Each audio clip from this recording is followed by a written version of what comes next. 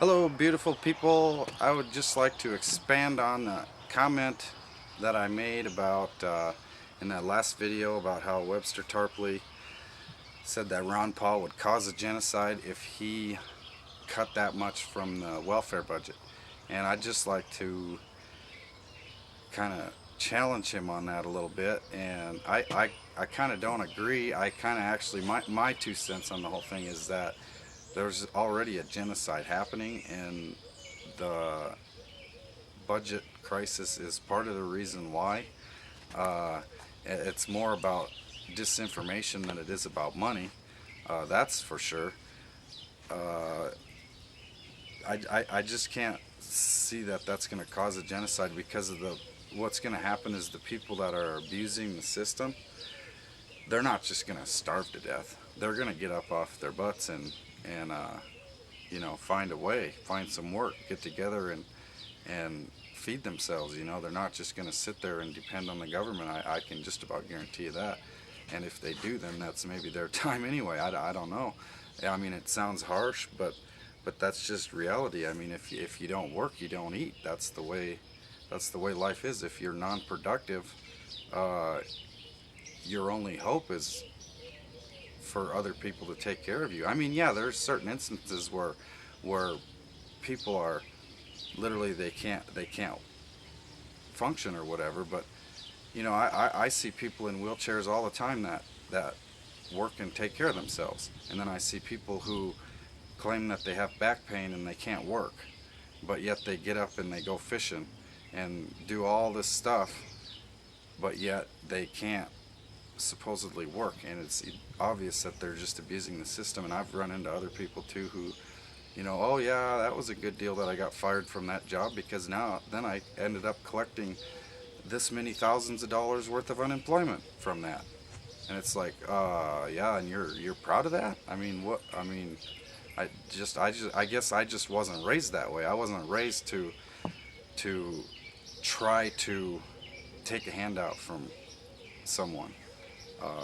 Whether it be the taxpayers or the government or whatever, or the next door neighbor or my friends or relatives or whatever. I guess I'm always the one that's giving the handouts. It seems like, and you got to be real careful with that and make sure that you don't do too much for the one person because they get addicted to it. It seems like, or something like that. But kind of a little off the subject there, but I just think that, well, actually it's not really 100% off the subject, because that I'll expand that a little bit. That's like a codependent relationship is what that is, when one person depends on another person. So what we have now on the big scale is the government is in a codependent relationship with the citizens, and either they're tax-paying citizens who work hard and take care of themselves and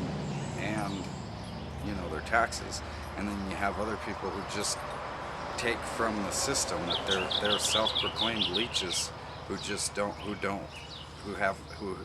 produce anything. They just sit there and take and take and take and take, and for some reason that's the type of person who has plenty of time to sit there on the internet and argue and say, oh no, fluoride's good for you, we should drink fluoride, that. And it just, for some reason that's always the way it is. So what we want is we want to transition from a codependent relationship to a coexisting relationship, and that's what Ron Paul's strategy was about.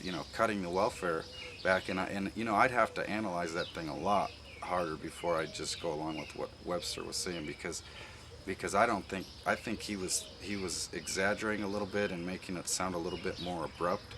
But then on the other hand, I think he did have a point where possibly Ron Paul's been, and Rand Paul, they kind of had been, I don't know, peer pressure got to them, or maybe they got some threats that they just gave in. They just said it's not worth it, or maybe they were sold into it. Maybe they're sold into the eugenics program all of a sudden. Maybe there's something got to them. They think, oh yeah, we see how the world's overpopulated, we need to kill them off, which is not true.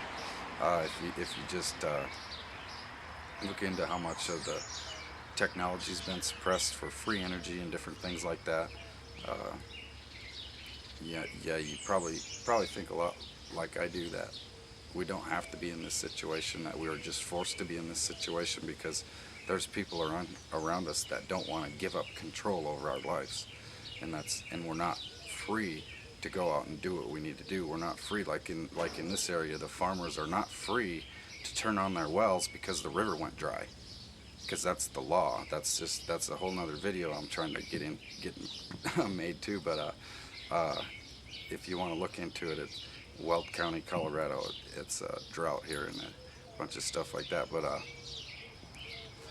yeah, I just kind of wanted to get that in, and let me know what you think. If you agree or disagree, or if you think there's a way out of this without killing people, that's my whole mission here. So my name is Luke Rethke. Thanks for watching, and have a great day.